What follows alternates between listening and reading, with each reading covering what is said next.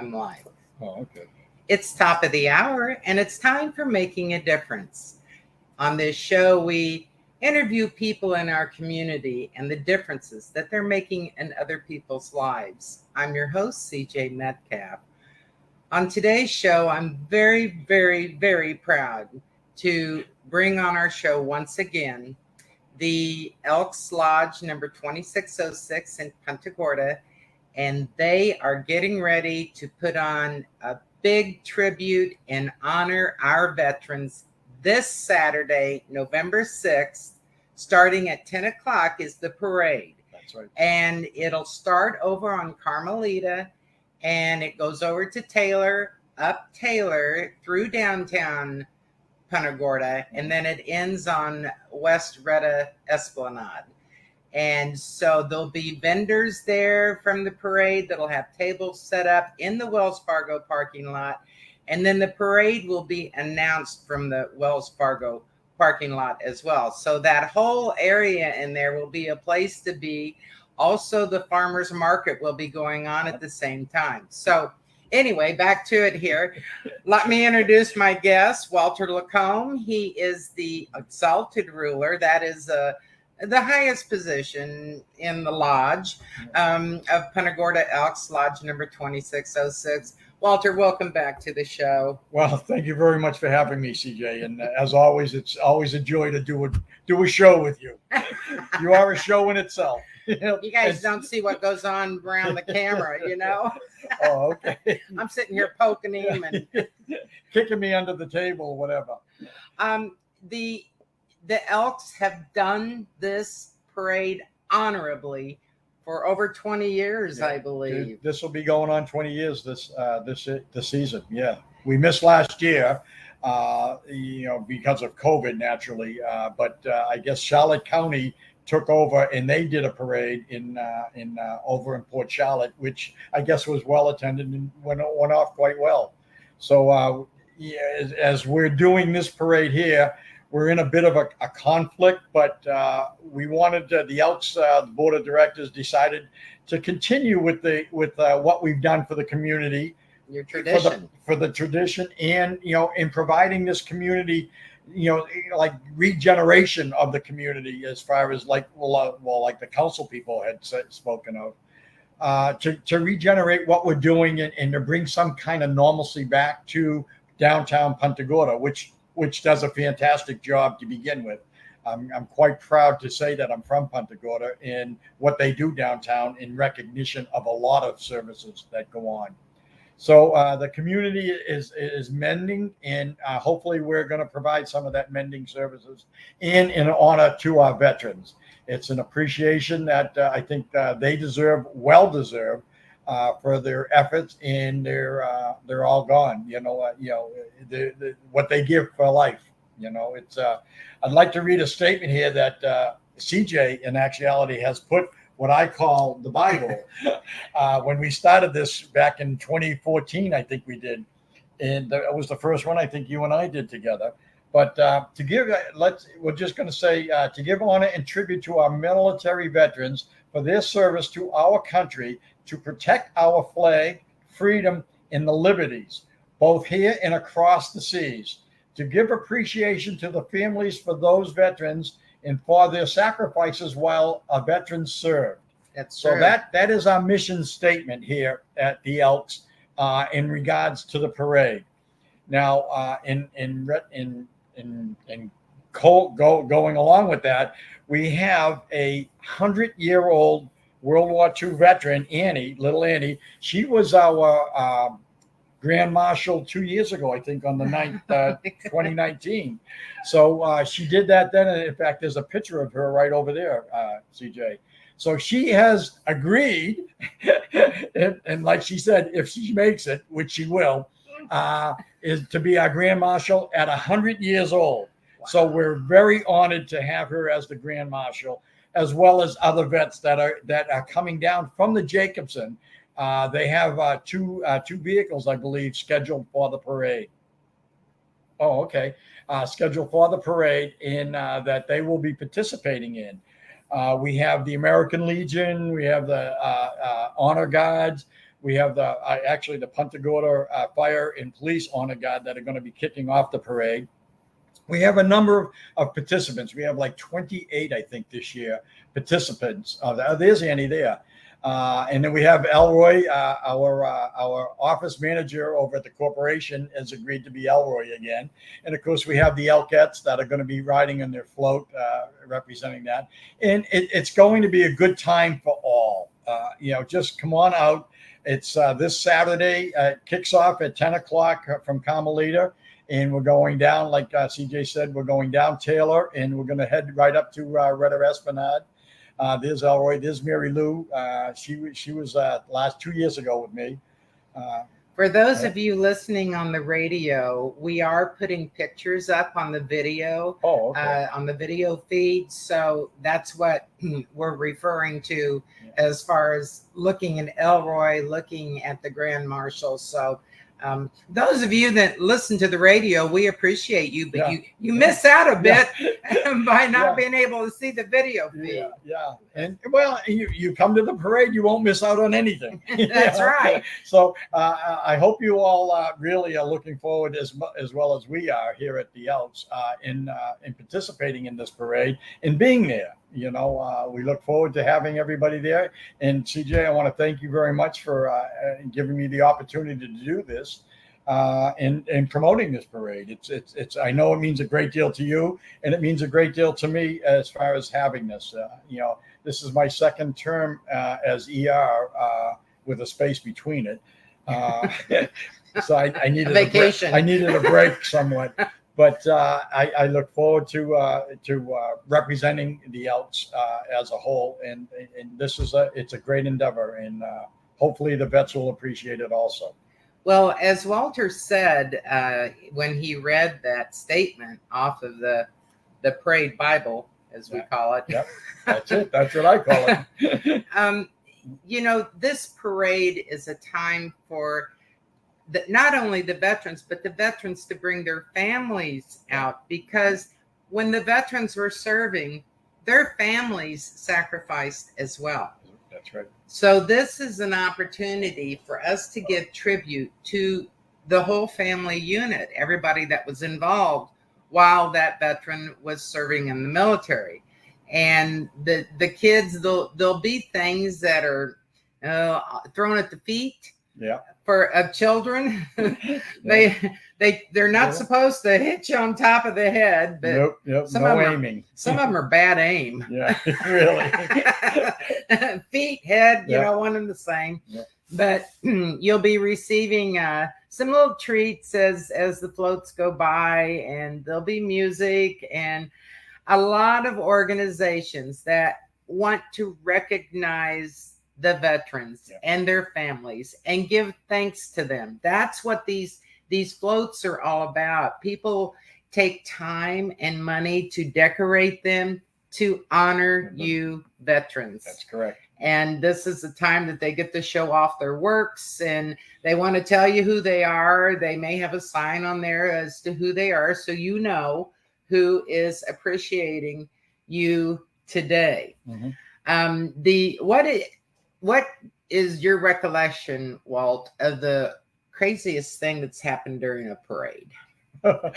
Well, the one thing that pops out of my mind, and it was kind of a surprise to all of us, where the middle of the parade, there was a motorcycle group that was formed, and that was, I'm going back maybe 5 years or so, that actually took off and vacated the parade during the parade, midstream.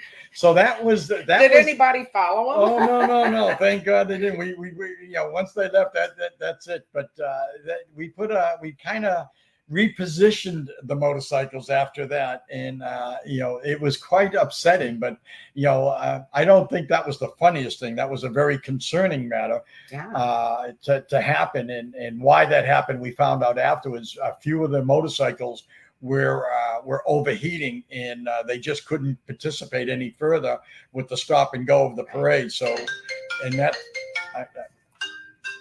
I'm terribly sorry about that. But since then, we've reorganized the parade as to what we're doing and where we're positioning the motorcyclists. So, we've taken care of that. And I've assured the powers to be downtown that wouldn't happen again. But we also had kind of a group, a religious group that came as clowns, which was actually they won. I think they won the first award for doing that, and the first place trophy.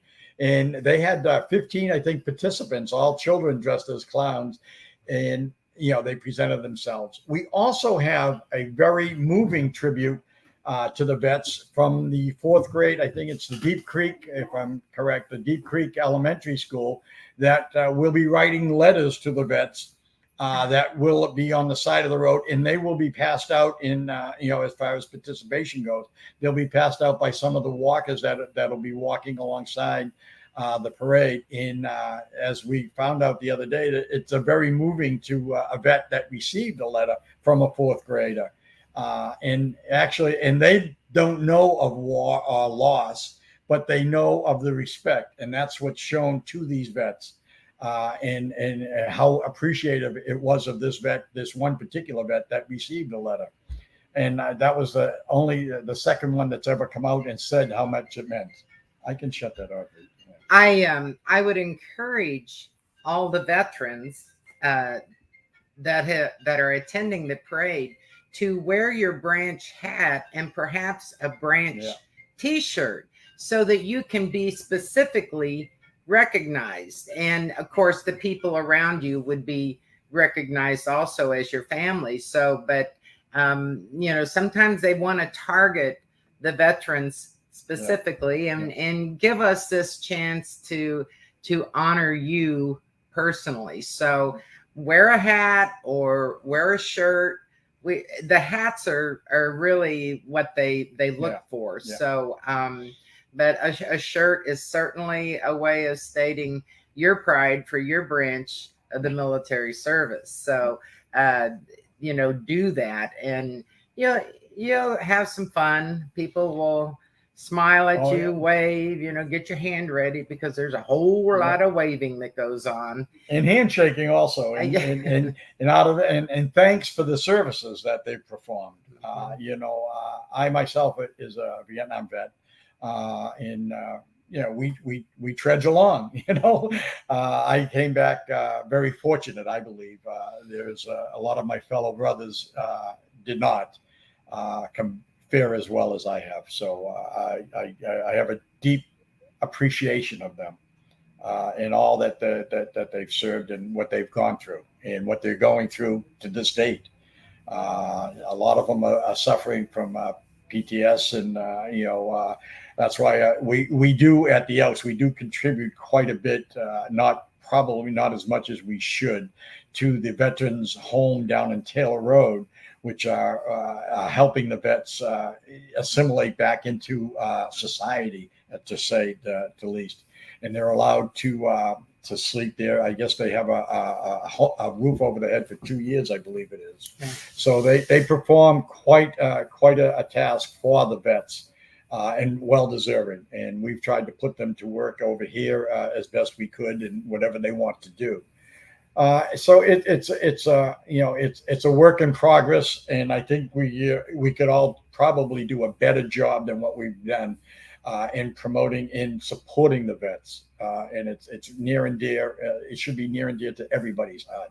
Every American, it should be near and dear to. Yes. And we just can't take advantage of these vets or these service people any longer. No matter what branch you're in. And I'd like to add on to that. In my work, which I work with veterans in the community, and there's one thing that I hear time and time again that it really gets me. And that's when they say, oh, well, I don't need any recognition. I didn't do much. I never left the States. I stayed here stateside, and, I was behind a desk or working mechanical things. I look at it like, this is my belief. And all you veterans, you listen to this. You signed a paper. You took an oath. that said you would do whatever your country needed you to do. And you did it. And one veteran that was on the front line versus the veteran that was sitting at the desk giving you support. No one's higher on my level than the other. And you're right. It absolutely should be, right? Because everybody performed what they were asked to do. Mm-hmm. You know, whether it was home states wise or whether it was in country, it doesn't make a difference. You were there, you served, you did your duty, and don't, you know, and I hear the same thing quite a bit. And I don't talk much about my service record or anybody else's, and everybody has their own demons, and we all have them, you know, but it just goes on. You do your job, you do what you're asked for, and then you go home, you know. And you know, unfortunately, some of us experienced what we call the time clock syndrome. You know, where you punch a clock, you go out, and you come back in, you punch in. You know, that was way back when. You know, World War II, you were there until it ended. World War I, you were there until it ended. You know, myself included. We shipped in, we shipped out. Oh, there's a moving picture right there. You know, but you know, we all served to our capacities, and no matter what it was, you served. You did your duty. You signed the paper, like CJ said, and you performed admirably. You did your job, and that's more than what anybody could ask for. You know, and actually, and nowadays it's pretty tough to get people to do their jobs. You know, just in the private sector. So I'm not even going to go there. You know, but so you are well above a lot of public service right now. So the Elks have a very strong foundation with veterans. Highlight about the hospital. Oh, yeah. The first hospital. The first hospital that we've, you know, that's where the VA, actually the Veterans Association came from. The Elks were, you know, they built the first hospital. We were the only ones. Let me go back to World War I. We were the only ones that went over abroad, because what we found was some of the service people that we were sending over there to fight the war, you know, they couldn't speak the language, so we had to perform. We opened up general first aid kits, first mass units over there, so that we could converse with what was happening and treat the injured. And that came back to the United States. Actually, the first one I think was in outside of Boston, Massachusetts. It was the foundation for the VA. And that hospital is still in Jamaica Plain. It's on the VFW Parkway. Didn't you guys give the hospital? We gave the hospital up to the VA in retrospect to start the VA hospital. And that was the first one in the country. So we're very proud of that. And, you know, it's continued. And, you know, veterans have always been continued with near and dear to the Elks. And, you know, never forgotten, never forgotten. So, as long as there's an elk, the veterans will never be forgotten. Never be forgotten. We could almost sing that together. Yeah. Well, it's in the statutes. I get a little emotional, you know, with it. This is something, you know, and it's quite profound that I really respect that. CJ wrote this, veterans in the Elks.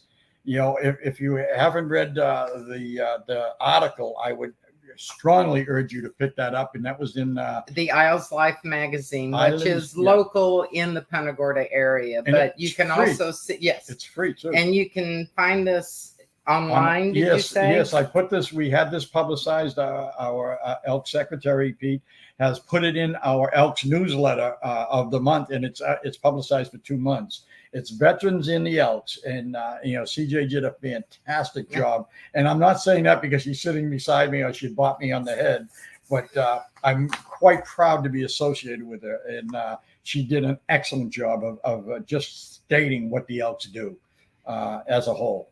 As an advocate in the look there, my producer is bringing all this up. I love my producer. Anyway, she's real good. Yes, she is. Something I want to mention while we're scrolling on screen through the Elk's Tale is any veterans out there who have had troubles getting their benefits. Maybe they're missing ribbons, maybe they're due some benefits, or they're having trouble with the VA. I want you to know, please feel free to contact Congressman Stubbe's local office right here in Punta Gorda. It's his constituent representative. Her name is Darla, and she can help you get this process solved. She's a wonderful person. Congressman Stubbe himself is a veteran, and he cares very much about veterans. He's on the state veterans committee. His health care is through the VA. He wants to know what you veterans are going through. So I'm very proud that he is our congressman and working so diligently for our veterans. On the internet right now, what's coming up is the flyer for the Veterans Parade. It just announces everything and tells you how you can be in it and where the route is going to be. So we're very excited about all of this. And also, CJ, on that line, we will have a Veterans Affairs person manning our veterans tent down at the Wells Fargo parking lot. So he's bringing up, and he works every Monday down at the Veterans Association down in Fort Myers. He's bringing up a lot of information that will be displayed at our table. So you can stop by there if you have any problems, and he may be able to direct you to where you have to go, or give you some information, or some, whatever you need. We will take your name and address, and we will work with you as far as getting that. Answer some questions. Right? Yes, and so many of you have questions, and maybe you're too embarrassed to call or something like that. No, this is a vet. Yeah, Dennis Blanchard is going to be heading that up, and his wife Marcia. He's a vet. He's a Vietnam vet, so he'll be there, and he knows the ins and outs, and he volunteers every Monday down at the VA down at Fort Myers. So he's bringing up a lot of information, and he's very knowledgeable. Okay, folks. Well, you know where to be on Saturday. That's in Punta Gorda along Taylor Road. Anywhere along there will be good. But remember, they're announcing the parade from the Wells Fargo parking lot. And some of the vendors that are in the parade are going to be there along with VA representatives. Yep. So be there. The parade starts at 10 o'clock. And it'll probably last about an hour or so. And the farmers market's going on. There's great eateries around there. Yep. So come and bring the family and enjoy a wonderful day in downtown Punta Gorda. Parade put on by the Elks Lodge, number 2606, on the water in Punta Gorda. We'll see you next week. Bye-bye. Bye.